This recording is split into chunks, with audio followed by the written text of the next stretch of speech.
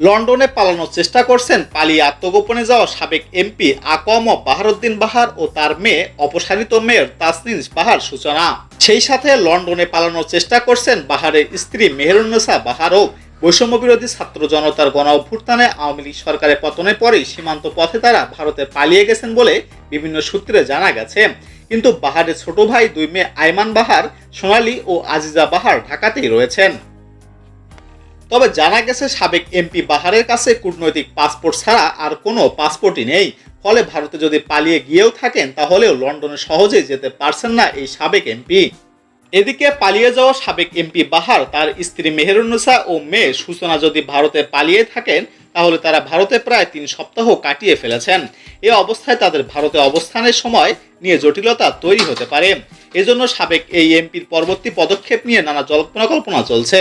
ইতোমধ্যেই কুমিল্লা ও ঢাকায় তার বিরুদ্ধে 5টি মামলা হয়েছে, যার মধ্যে 3টি হত্যা মামলা। অপরদিকে বাহারের অনুসারীদের অনেকে অবৈধভাবে ভারতের ত্রিপুরা রাজ্যে পালিয়ে গেছেন বলে জানা গেছে। তারা নিজেদের মধ্যে যোগাযোগ করলেও পাহাড়ের রাজনীতিকে সমর্থন করার নেতাকর্মীরা আছেন বিপদে।